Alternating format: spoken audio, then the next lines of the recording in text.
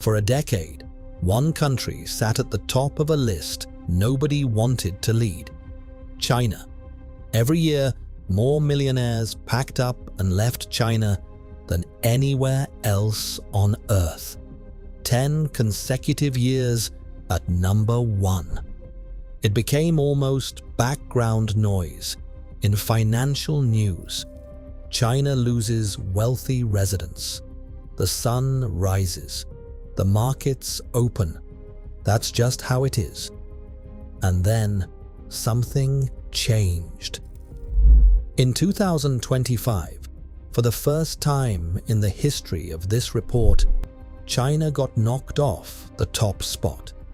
Not by a rising economic power, not by a country facing civil war or sanctions, by Britain, the United Kingdom, the country with the Bank of England, the London Stock Exchange, the financial district that built the modern world. Britain is now losing more millionaires per year than China, a country of 1.4 billion people. And the Prime Minister's government didn't see it coming. Or more accurately, they saw it coming and pressed the button anyway. By the end of this video, you're going to understand exactly what decisions caused this, who is actually leaving, and what they're taking with them, and why the government's response tells you everything you need to know about the mess Britain is currently in. If you're new here, subscribe and hit the bell. These are the stories that don't make the front page, but absolutely should. Now let's get into it. Start with the number, because the number is genuinely staggering. According to Henley & Partners, one of the world's leading private wealth advisory firms, Britain is projected to lose 16,500 millionaires in 2025 alone. That is more than double the 7,800 expected to leave China this year. And remember, China held the top spot for a decade. Britain just lapped them in a single year. This is not a slow drift. This is a stampede. In 2024, the UK lost 10,800 millionaires, which was already a 157% increase on 2023. Let that number settle.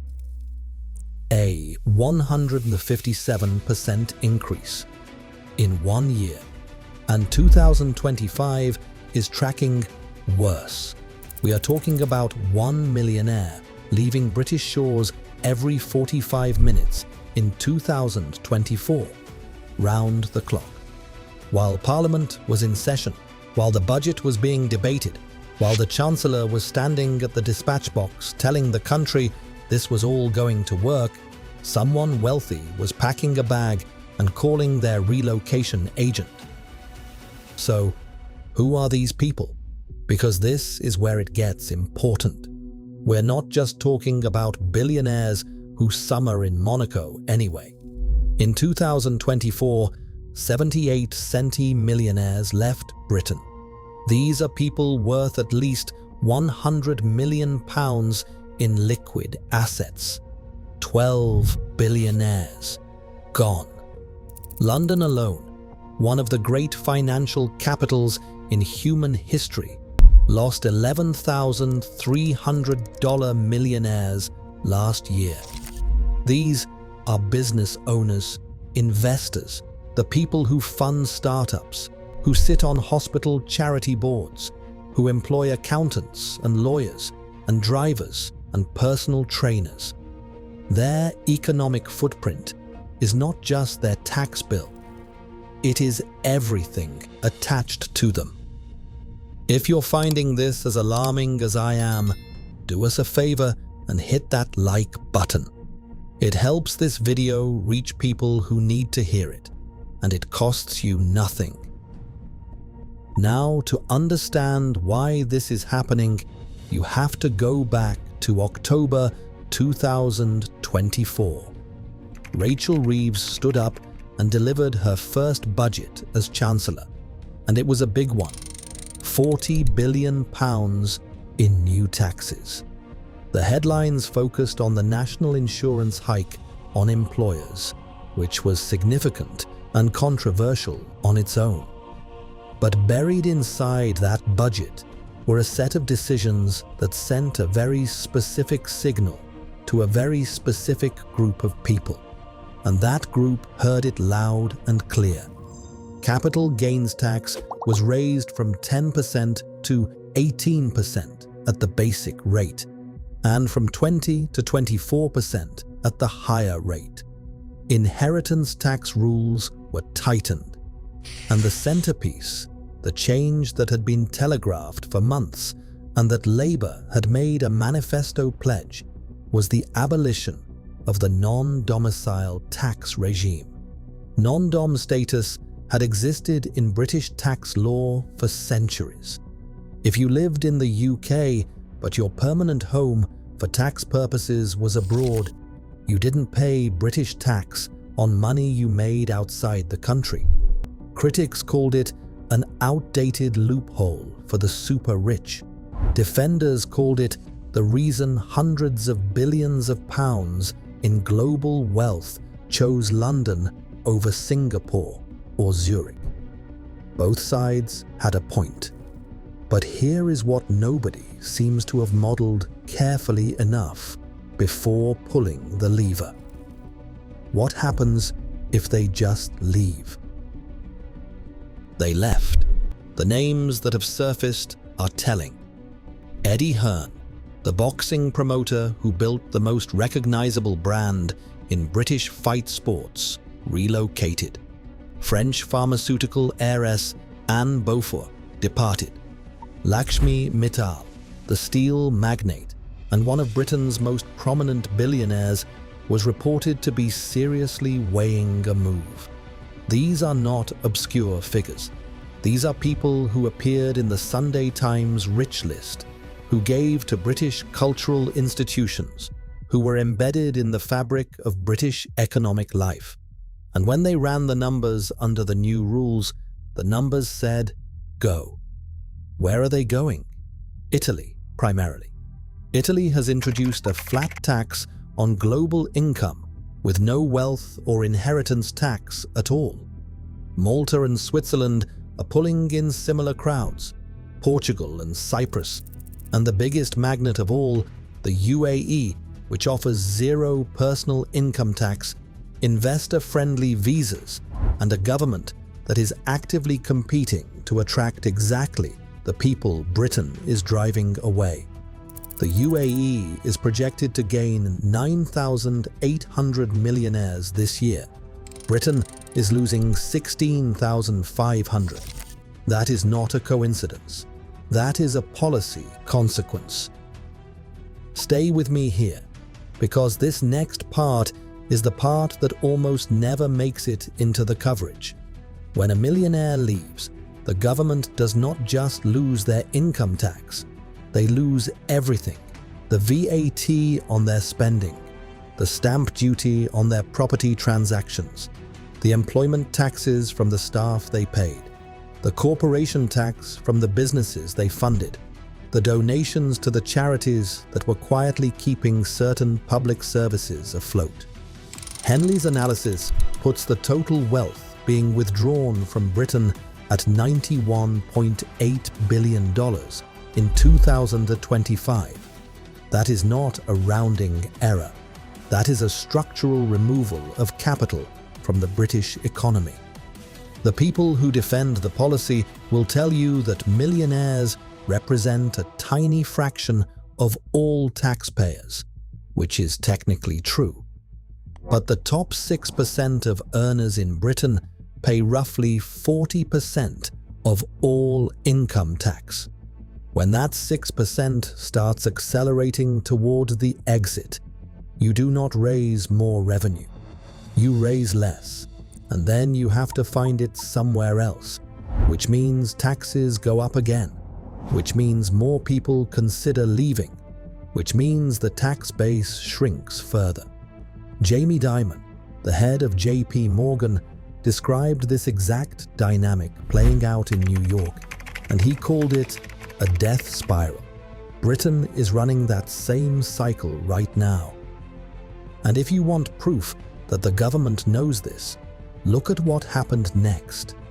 In January 2025, Rachel Reeves flew to Davos, the World Economic Forum, the gathering of the global financial elite. And she stood in front of an audience of exactly the kind of people Britain had spent the previous months driving away. And she announced concessions. The non-dom changes would be softened. The temporary repatriation facility, a scheme to help former non-doms bring assets back to the UK, would be made more generous. She told the audience, and I am paraphrasing here, that the government had been listening to the concerns raised by the non-dom community. Think about what that sentence means. They heard the concerns. Then they went ahead. Then they watched 10,800 people leave in 12 months.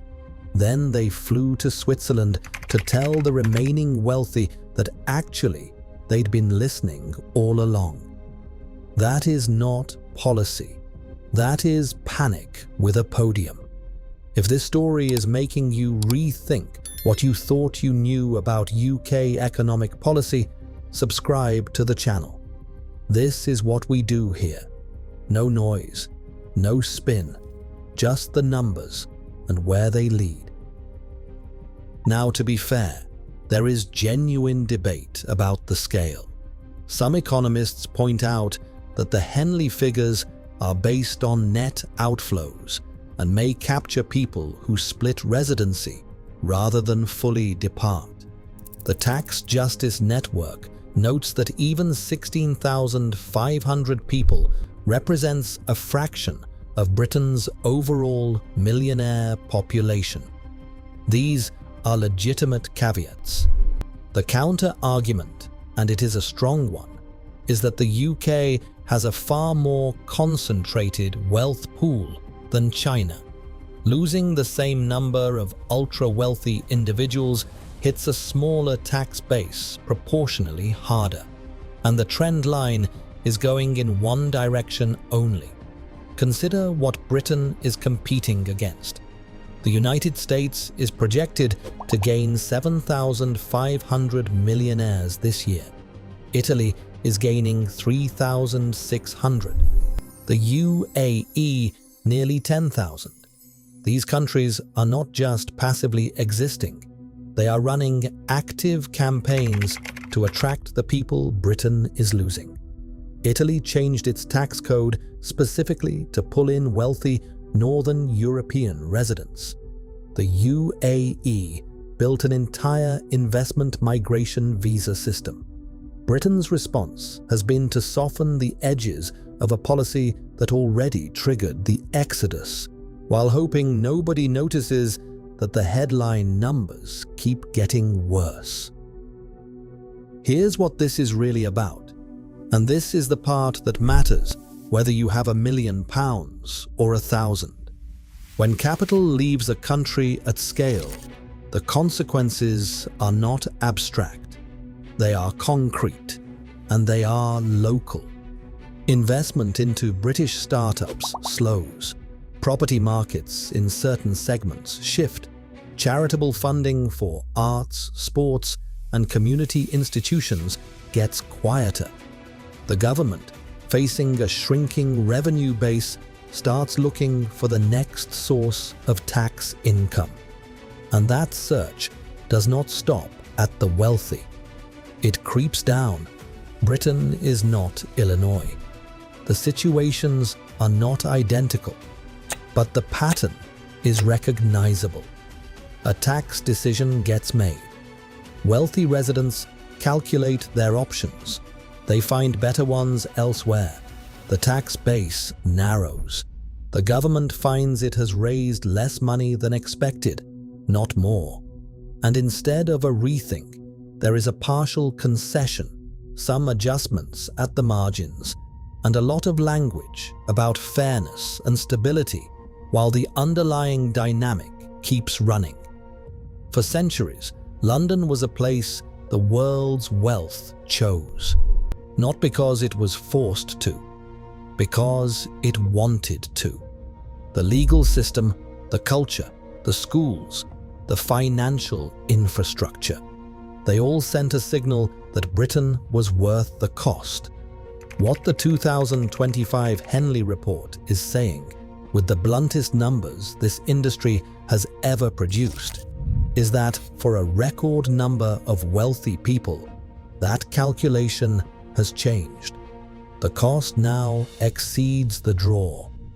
And the question Keir Starmer's government does not yet have a good answer for is this: how many more years of record outflows does it take before the policy actually changes? How many 91 billion withdrawals? How many more times does Britain top a list it never wanted to lead? Drop your answer in the comments. If you're in the UK right now and watching this play out in real time, I want to hear from you. Has this changed how you see the government's economic strategy?